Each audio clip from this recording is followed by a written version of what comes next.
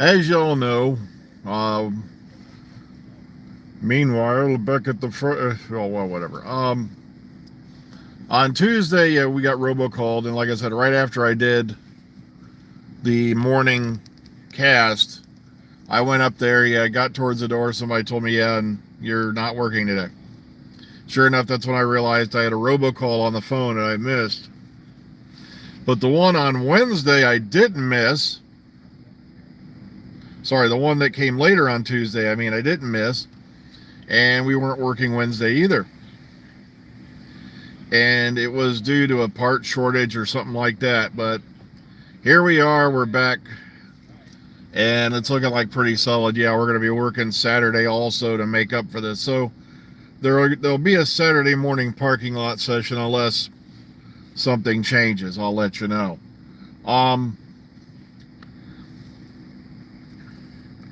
I love this. Jodie Whittaker is now signed with Verve.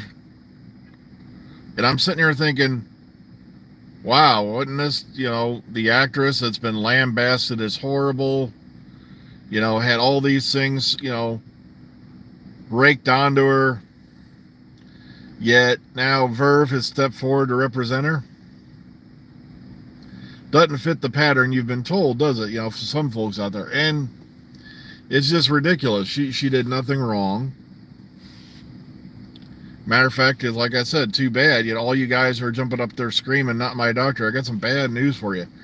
She's the doctor, and she always will be. Once you play the doctor, you're the doctor for life and beyond. So nothing you can do about it. Just accept it and move on. And I love how people already, there's already sites out there probably complaining about Ncuti Gatwa. And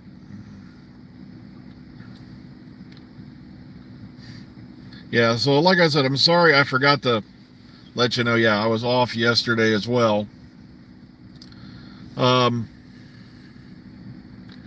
Too much fallout doing more video editing, and I've really got to concentrate.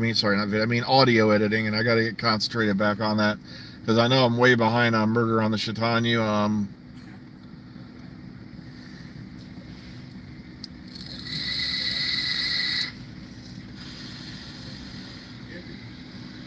Okay.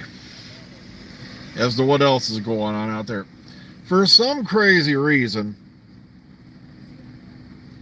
everybody's convinced, well, there's a good chunk of the population who are convinced that they're going to be airing all 3 specials for the 60th in November.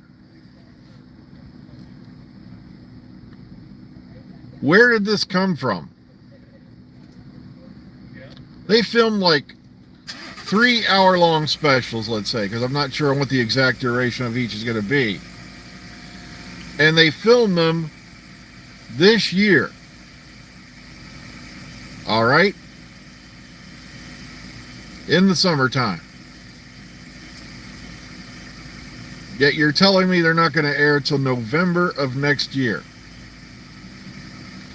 Folks, if that were the case, they could have shot all 3 of those next summer with plenty of room to get them through audio through post and make trailers and all that by November.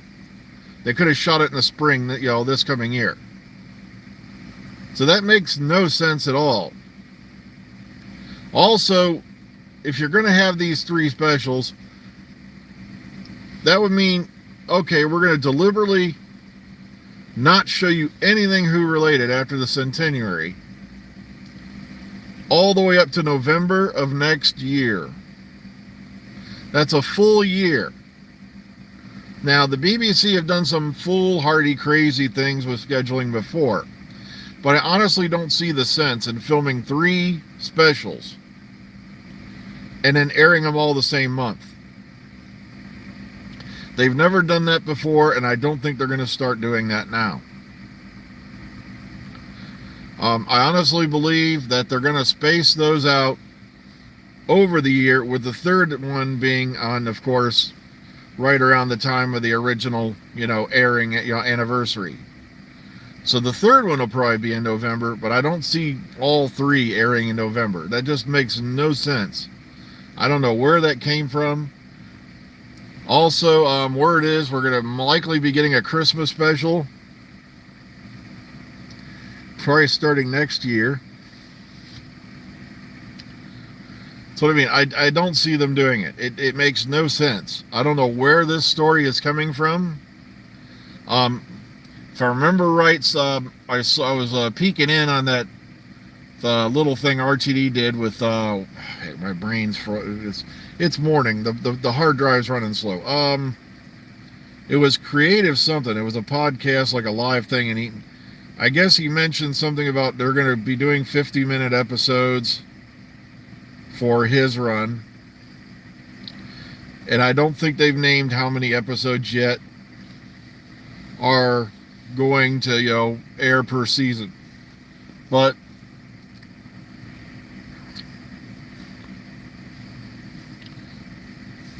sorry, I was just checking the time. I got plenty of time yet. So that makes no sense. But like I said, but then again, we're early days yet as far as the RTD2 period goes. And I'm loving how people are jumping up and down on Chibnall for doing stuff that's quote unquote woke. Just wait till Chibnall gets started. Just wait till RTD gets started, if you're all blaming Chibnall for stuff. And as I guarantee you, the same shows that were begging for the quote-unquote golden age of Doctor Who, which is, different depending on the individual and the fan and, how many years they've been watching the show. For some, the golden age of Doctor Who was during the Hinchcliffe era.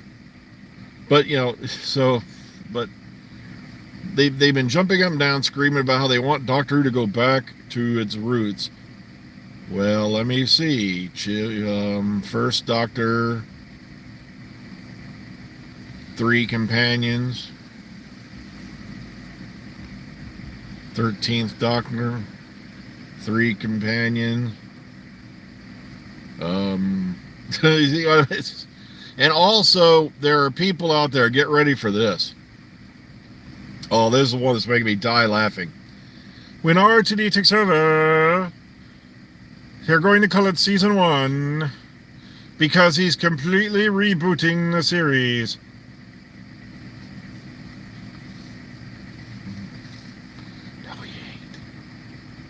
Ugh.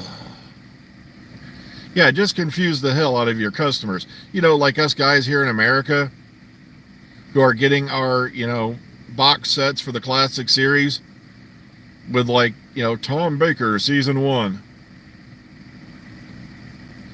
Because we're too moronic to know, what the actual series number was. Oy vey. Also, I was looking at a ratings chart last night, for The Walking Dead, because I was just curious, as to what's going on. And they had the same problem Doctor Who's had. They literally started, they skyrocketed for a while, and then as streaming became more and more available, which is one of the reasons why I think they're taking it off the air this year. Plus, it's kind of sad because a lot of the fans who are even tuning in this series are hoping for that pop-up appearance or maybe in a reference to Rick Grimes. Ain't seen it yet. Ugh. Because my wife and I have been catching up on The Walking Dead, and we're up to 14 now on series 11. We got 4 more episodes and we're caught up with the show. And ain't seen nothing yet he gets a mention in World Beyond, which I frankly don't give a damn about. Walking Dead World Beyond. Yeah, a bunch of kids decide to go tearing off across the zombie apocalypse. They lost me right there in episode 1. I was like, and then that background music was horrible. There was one segment to me where it sounded like a cat was being run through a printing press. Oh my God.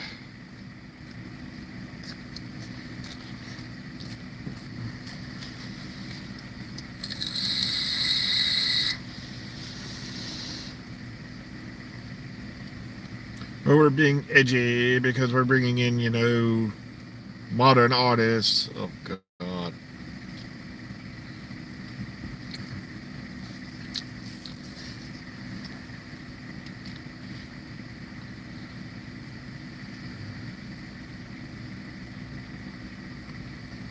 Or you got to keep that, including a pocket watch. Oh, interesting. Okay. I have the thing of the SFX article. I haven't zoomed it up to read it yet. Someone put a screen grab of it up.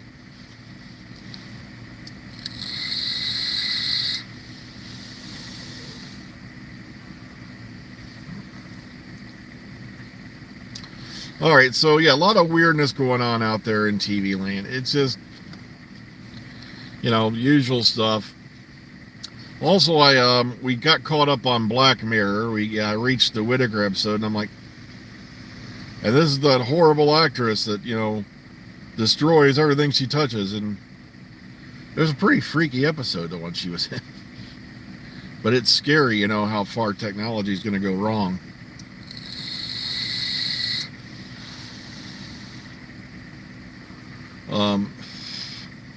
Because a lot of that stuff they're bringing up in there could happen. Especially in the crazy society we live in.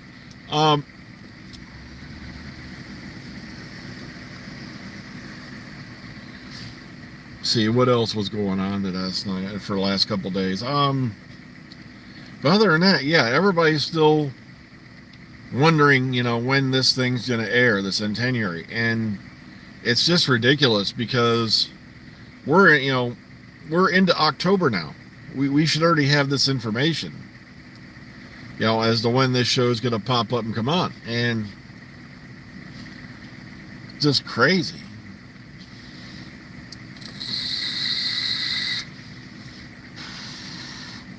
Chat's kind of dead this morning. What's going on out there?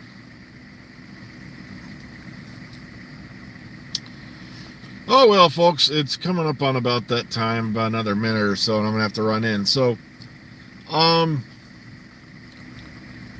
don't know what to tell you. Like I said, it's just kind of weird that they're sitting on the air date, the air time and the air date, and I just can't figure out why.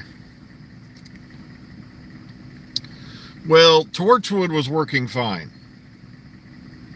And then Miracle Day happened, and you could tell at that point RTD was burning out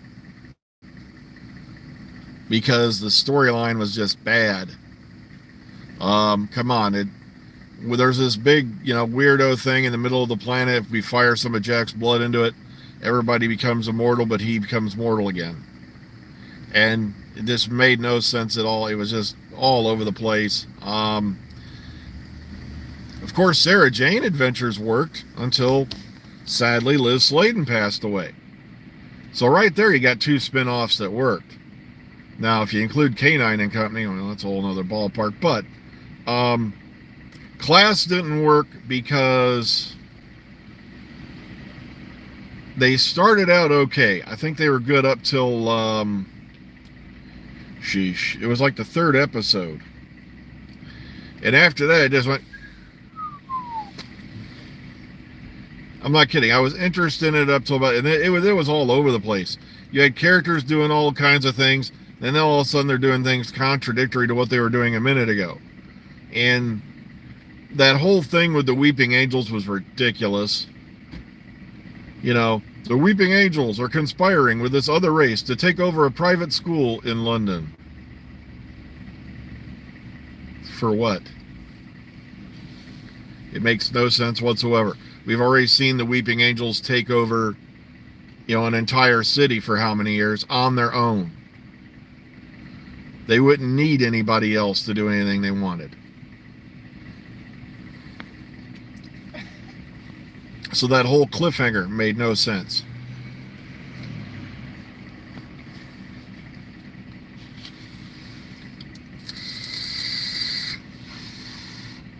Like I said, the dumbest thing in there was in the finale, where you've got the young, it was the young black girl. I think was she the computer hacker one? I'm sorry, I can't remember the characters' names. I'm sorry.